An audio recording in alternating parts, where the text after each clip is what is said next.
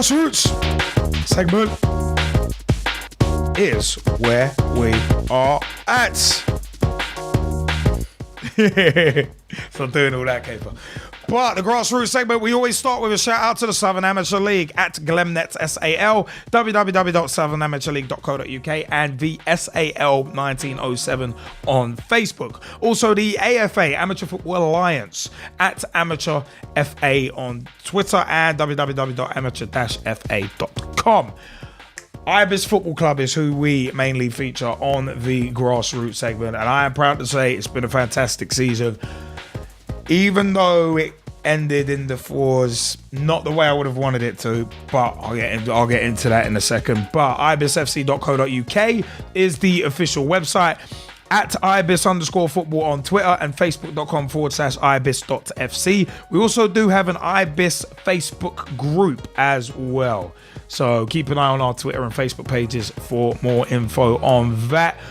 Also, some of the Ibis lads will be running on the 22nd of June 2014 in the in memorial of Mr. Rob Evans, a former Ibis teammate who actually died on the 22nd of June. I think it was the 22nd of June back in 2013. So in his memory, some of the lads are going to be running a half marathon. I'm going to see if I can work around just to kind of get that time. But the fact of the matter is, it's going to be very, very interesting as a summer in terms of rebuilding and kind of refocusing, I would say, in terms of our great club, which is Ibis. But with the fours, two match reports. We're going to start with Ibis 4s v Old Wilsonian 6s from Saturday 3rd of May away, and this was a double header. Match 1 was Old Wilsonian 6s 3, Ibis 4s 1, with Mark Addy getting the only goal of the game. Match 2 was the Ibis 4s 1, Old Wilsonian 6s 1, with Andrew Williams, who's on quite a hot streak of goal scoring form as of late. I think he's like 5 goals in 3 games now. So on our starting lineup was myself, Liam Angel, aka Straight Shooting LJ at left back, Josh Banks in goal, Ollie Wooding and Stephen Dodd at centre back, John Ewins at right back, Callum Mayfield at left mid, Jordan Mills, Alex Larthon, Mark Addy, Ash Farrell and Andrew Williams. Our subs being Pete Snell, aka Snellers, and Patricio Baptista. Match report. Hard times, crunchy times. Times when you're in a difficult situation is how I'd like to start this match report on a defining double header. Our season didn't quite hinge on this double header, as we still have a slim chance of survival on the last day.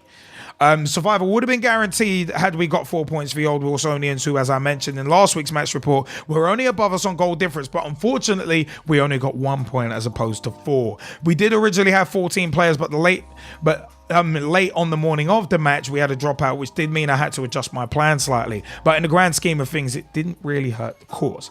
But our first match was an interesting one, as it was tighter than the ducks behind, as the old saying goes. Not a wrong one on that one. But their number 7 and their number 9, Old Wilsonians, were tricky, and they had a number 5 playing just off them and causing us problems. With our backline, I was confident of dealing with the threat, but with Andrew Williams and Jordan Mills rekindling their partnership up top with Mark Addy and Callum Mayfield wide, I thought we were fine. With Steve Dodd and Ollie Wooden as a centre-back partnership and Alex and Ash sitting in front of us, we were solid through the middle, but it was their tricky wide men who kept drifting between the lines and causing us problems. On a personal note, I felt aggrieved by 2 of the goals, as I felt they were offside. But that's just my feelings. We did concede 3 times in this match, with an own goal from Callum and a couple of defensive mix-ups costing us dearly. But the glimmer of light was from Mark Addy's goal, a cool finish into the bottom corner, which ended up being our only goal of the first game, which was the away leg of the double header. We did use Pat Baptista up top alongside Andrew Williams, but no matter how much we probed and tried, we just couldn't get another goal. So, match 1 down, but still another to go, and we didn't let our heads drop. I tried to give a rousing speech to the lads, which may or may not have worked, but the gist of it was, keep your heads up because we have a shot at winning. Was it inspired by Stephen Gerrard's speech? Did you say let's not? No, because we didn't have anything to hold on to. We were chasing rather than holding on. So shut your face. I just wanted to ask. Your season slips in September. So anyway, it's one of them was slip it. You still choked. It's one of them was you choked in September. So anyway, But yeah, the second match was ultra tight, and I decided to switch formations for this game to three at the back in a 3-5-2 formation, with Steve Dodd sitting in front of the back four alongside Ash and Alex, to give them a bit more license to attack, and having Callum Mayfield and Pete Snell as wing backs, as we needed to go for a win in this match. For a lot of this match, we actually did control it, especially in midfield, with Stephen doing a great job attacking headers while sitting in front of the back four, and we stayed at 0-0 until half time. Considering we were pushing for the victory, I decided to switch formations again at halftime, and I brought Andrew and Jordan back on and put Mark Addy up top as well to give us pace and work rate up top. So I sacrificed the aerial presence of Pat Baptista and Stephen Dodd in front of us, as I wanted us to go for it. We ended up getting the goal that our player had richly deserved, and it was Andrew Williams who got it after superb play from the right hand side, got him in behind the defence, and he beat their keeper. Mission Impossible was looking a bit more possible, but heartbreak was waiting around the corner.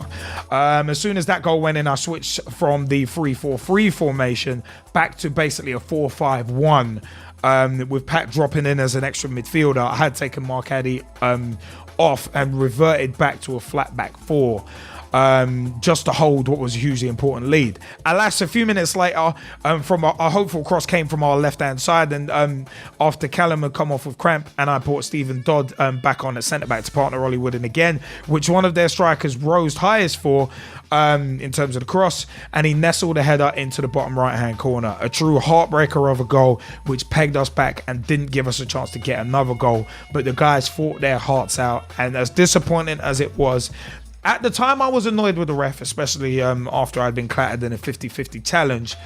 I'd won the ball first, but I got penalised for it. I won the ball first, came out worse off, and still got penalised for it. Don't know how, but anyway. But I can't blame the troubles of our season on a few questionable decisions in the doubleheader, as the buck stops with me and us who have played this season. Post-match was a touch sombre, as the reality of destiny not being on our own hands set in, but I had to thank the guys for their efforts. The side I've been fortunate enough to play alongside this season has been tremendous, especially for the second half of the season, and I believe consistency and availability has been key to that. We've got one more away game away at HSBC, and from what the league table shows, just like the relegation battles in the Sky Bet Football League, we must win and hope that Civil Service draw or lose their last game. We've come so close to pulling off the great escape, and we could be one more win away. So guys, let's make it happen on Saturday, May 10th, 2014. I'm Straight Shooting LJA, and that's my take on the match. Now, we actually do have another match report. And that's from this week, which was May 10th, 2014. Ibis 4s 1, HSBC 6s 6, from Saturday, May 10th, 2014. How many? 6. Andrew Williams got the only goal for us, but our starting lineup was Chris Innard in goal, Stephen Dodd and Ollie Wood in at centre back, with Pete Snell and Nick Etty basically operating as wing backs. I'll get onto that in a minute. Gideon Barnett, Barry Clark, and Joe Seabow, who was glad to see back, as the three centre midfielders, and Andrew Williams, Jordan Mills, and Manny Affle was the three up top, with myself, Liam Angel, aka Straight Shooting LJ, on the bench alongside David Sabo and Christian Frixu. But what can I say about Saturday's match? That it was win or bust, and we didn't win. That we put in 100%, but were beaten by a more organised side. Those things can be said. But the fact that and most may be true, actually. But on a wet and windy Saturday, May 10th, 2014, we were beaten in a match where we had to win to have any chance of survival. But this will be more of a thank you note than a match report. You are terrible. But with that said, we had a good squad to travel down to New Beckenham, and I was quietly confident we could get something out of this game. Now, the intrigue in our match was in part due to civil service, who were above us by 1 point and had a better goal difference. So we had to win against HSP 6s, who were already promoted in second place, and hope civil service lost v South Bank Quarko 5th, who were already promoted as winners of Minor South Division 4. Now, so with those stipulations in mind, we met up at the clubhouse, but our kit arrived late, as Steve Dodd, who had the kit, was delayed due to witnessing a car crash, which from all accounts wasn't pleasant viewing. But due to that and having to wait for the match on the only pitch available to finish, we only had time for a couple of corner drills, which did slightly concern me, but I'll get onto that shortly. Now, due to the fact that we needed a win in this match, I decided to go with an untried but more attacking formation of 4-3-3 instead of 4-5-1, and pack in the midfield, or 4-4-2, with Andrew, Manny and Jordan up top, Baz Gids and Joe Seabow in midfield as a narrow three, with Nick Etty and Pete Snell effectively as wing-backs, covering in midfield when we were attacking, to allow the two of Baz, allowing two out of Baz, Joe and Gids to attack. But also when we didn't have the ball, I was expecting the wing backs to drop back and basically end up making it a kind of a straight out kind of 4-3-3. But anyway, theory and practice, as I like to say, are two different things. And due to not having time to practice it, the plan did backfire a bit on us, as we were getting exposed, especially in the wide areas, as HSBC did have natural width, which made it difficult for us. So I did get Pete and Nick to sit and got Jordan to come back to left midfield, which helped a bit. There were a couple of guys, I will name no names. You what? You. Yeah, no, not me. I was starting as a sub. Couple guys, I'm not naming names. Bench, right? Not naming names, eventually, who started the match with Astros on instead of boots. Even though I did advise wearing boots, as the English weather could be trusted as much as a pervert in a whorehouse. Did you really just say that? Yeah, I did. That was in my match report. Oh my goodness. Big shout out to Alex Minchell, aka Minch, actually, who was like, I've never seen pervert and whorehouse used in a match report before. I had to spell whorehouse H-O-A-R just so that it would get through people's spam filters and they'd actually see it. Because if I spelt it right, spam filters would have picked it up. But anyway, it is one that I think even the G-Man had a bit of a chuckle at that analogy earlier on as well when I sent out the match report. Just wrong.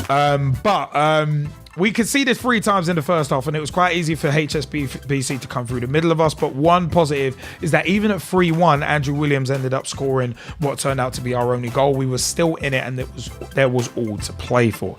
So I decided to change things at half-time by bringing myself and Christian Frixu on to slot in at left and right back respectively, taking off Andrew and Manny and pairing Gideon with Jordan up top, after I brought on David Sabo for Steve Dodd, and switched Pete Snell to left mid in front of me. So out for the second half we went, but we were getting caught on the wings, especially as HSBC's wingers were giving us all sorts of trouble, and we did conspire to concede 3 more times. And as each goal went in, we saw our slim chance at survival get slimmer and slimmer. I'm talking bony jabroni runway model slim at one point. But one thing I do want to point out is that even though with our chances of survival evaporating during the match like spit on a pavement on a hot summer's day, the guys never gave up. But try as we might, no matter what formation we played, HSBC, who actually had ex-Ibis player Musab at left back, Musab the Magician, as Carl Bolton used to call him, showed why they were promoted as runners-up to South Bank Quarko 5th. It was always going to be a difficult job, and unfortunately, we couldn't do it. But we'll be back. We'll be back, us Ibis 4s. In my opinion, we weren't relegated on Saturday v HSBC, but probably the first half of the season did it. And as said earlier, this was going to be more of a thank you than a match report. So with that in mind, I'd like to say a big thank you to everyone who's played alongside me in the Force this season, including one of my co-hosts right here, who actually we were taking turns in goal for the first half of the season. A big thank you to those who gave 100%. To those who put in the tackles, won the headers, scored the goals, blocked the shots, and helped me from the sidelines, and made this season a pleasure to lead for me, even in defeat. Hopefully we'll have Jamie Bailey back next season in goal, but I totally respect his decision if he doesn't return. Hopefully it won't be because of my supposed dictatorship. But it's what that is mockage. But the fact of the matter is, in closing, I'd like to thank everyone who's helped the Fours this year, from the powers that be in the club, including Tristan Popel, our outgoing chairman. Thank you so much. To those who helped us when we were short, and anyone I've forgotten, for which I apologise unreservedly. From yours truly, Straight Shooting LJA, aka Liam Angel, thank you for a season that will live long in the memory. And hopefully I'll see you next season. And we as a team, as a united force, will avenge this season by getting promoted next year, which was my original aim this year.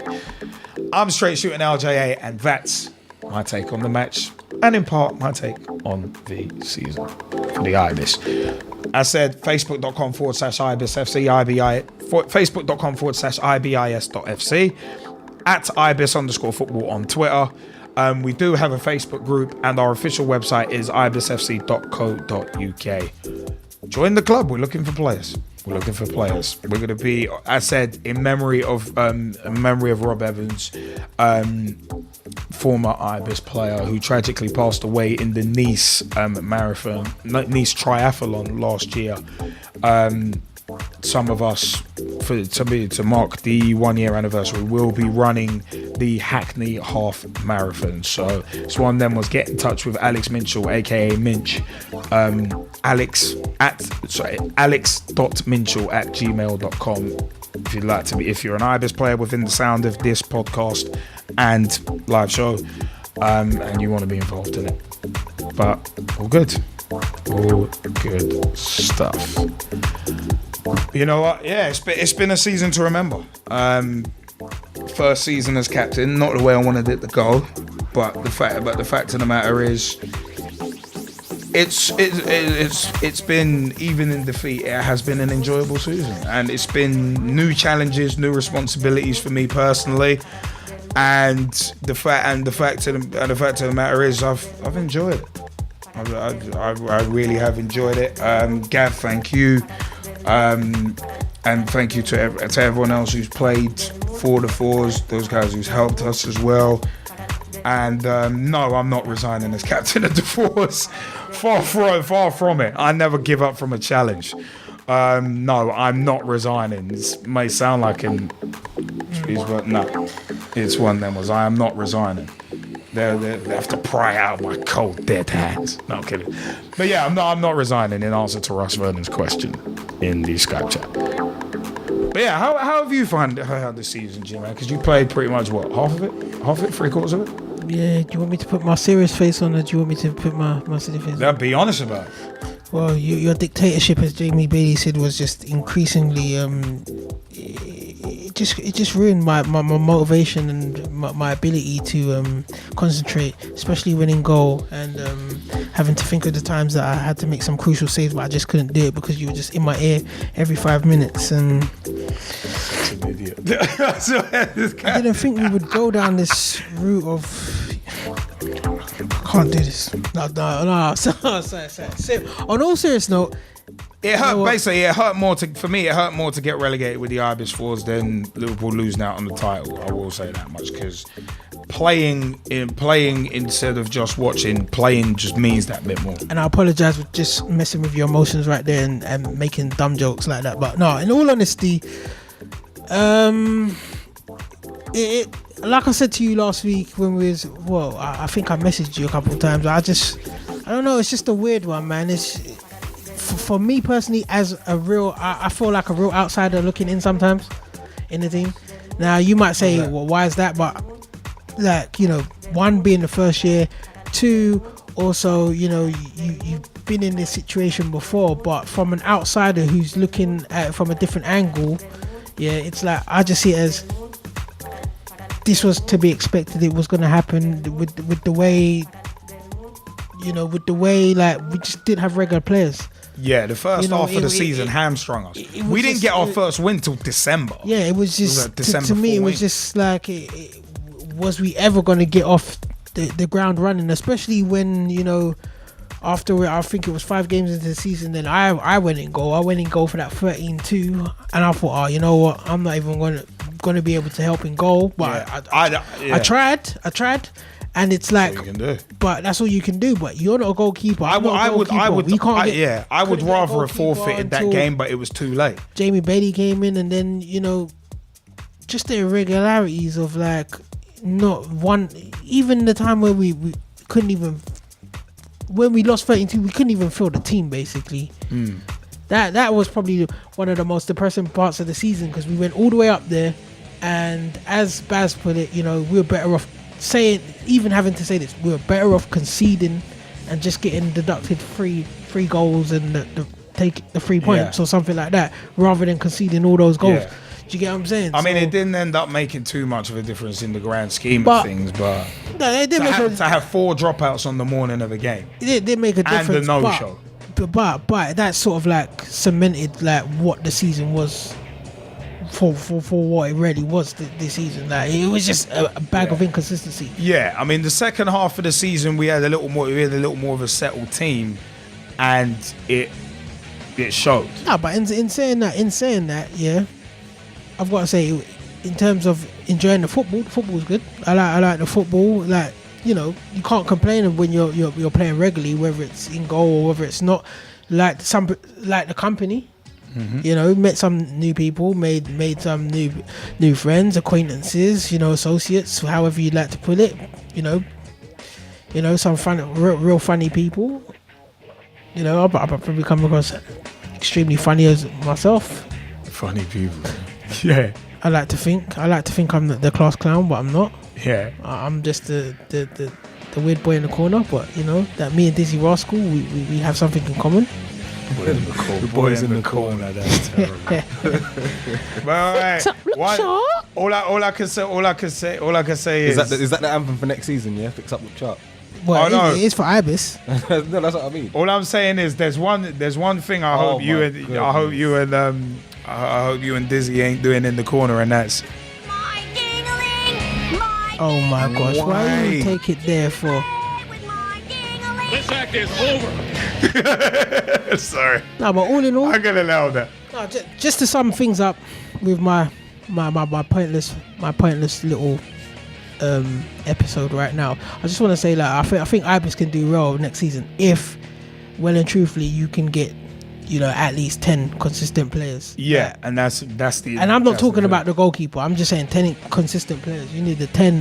This is not just about the goalkeeper. It's about 10 consistent. Of course. Yeah. No, of course. I mean, if you haven't got if grassroots level, if you haven't got consistency, then you're buggered. Mm-hmm. So. And if people turn up to training, and I think training would be like a lot better. My one gripe over the whole season, and I'll put it out there, is I was griping with going to training, especially in the first half of the season, going to training every week, and I'm either training with you and Jordan or just me and Jordan, and it's like there's no one else from the fours. It's like it was a bit depressing. There are a number of things around it, but it is difficult. I mean, I had to stop going to training because that surface just didn't agree with me physically. Oh yeah, shout out to Namo as well. That was one of them ones, but that is one of them ones. It is one of them ones, man. But we did want to throw to Tom Wood, who had something to mention about the Hambro Coles. Tom, do you want to jump in quickly before we move on? Yeah, all I can say is that my team won the league. Ah. So I'm a proud captain to lift that trophy. Nice. Well, did you play in all the games? Yeah, I did upright, was mostly sub, but did change over, was swapping over in every game to give everyone else a chance. So, but Lee's team came second, so it wasn't too bad. Proved that we ruined the league. But we had a sloppy start in the first game, lost 1-0. Then the rest we've won 2. And drew the rest, so it's not too bad, to be honest. Oh, I hear that, man. Congratulations, bro. That's the last tournament of this year until next season now. I hear that. So, but I mean, at least you won. At least you've won something. That's a good thing. Yeah, something to put on my CV. So them was when you were applying for the West Brom job. Nah, not the West Brom job. When I'm replacing Phil Brown. Hey, there we go. Get them badges and it will happen, man. It will happen. Nah, I'll let my mate do that. He's getting his badges at the moment, so it's all good. I hear that, man. I hear that. But you know what? Congratulations to the Hambro Colts. And I think we have a caller. Caller, you're through to your Monday Night Football and Fix. Who is speaking?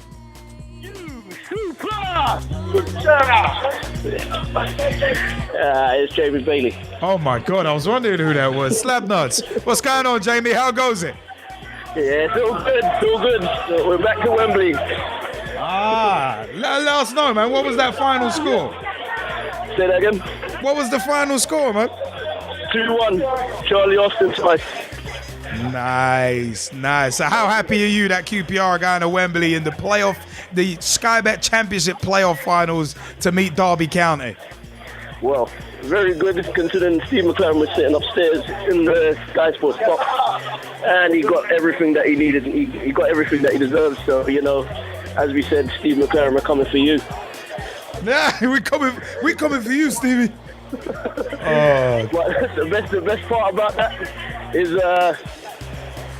the number 2 seems to be rallying around me right now, considering that you lot have a running joke, and now it's not much of a joke anyway because I've got 2 teams. Yes, 2 teams. Jamie Two Men Bailey is now Jamie Two Teams Bailey. Nah, that's how you see it. I've now got 2 teams in the finals. So, one in the FA Cup final, 1 week ahead, and another in the final after that. And the third team got relegated. The third team's nothing here, neither here or not there. As long as I'm still at the club. As long as I'm still at the club, then I'm all right with that. Nah, I hear that, man. But the greatest part about tonight, as well as next week Saturday and the Saturday after that, is 2 clubs are in the best positions just to go and win the A trophy. One's been waiting a long time, the other needs to get back to the Premiership. So, you know. Nah, I hear Looking forward to it. It'll be an interesting playoff final to say the very least. I'm gonna put my prediction down on this already, and I'll say, to be honest with you, I think it will be QPR's season. And I say that because the reason why I look at Derby and I look at the 2 clubs together, Derby's got a lot of youngsters, not much experience in big games. QPR pretty much got a squad full of experienced players. So you look at it, sometimes experience counts, and I think it will do come Saturday the 24th. Nah, I hear that. Hopefully it does, man. Hey, well, Wembley's only down the road. Derby's still got about another 34 miles just to go, so you know. So it'll be a case of Midlands or London. I'd probably choose London on this occasion. No, I hear that. Home field advantage. Is why there was. But just to finish off, I'd say thank you very much for letting me play this season, Liam. I'm not too sure if I'll be returning to football playing. I'm not too sure just at the moment, but thank you for letting me play for the Ibis this year, and I'm sorry that it didn't actually work out for the club this season in terms of the forwards.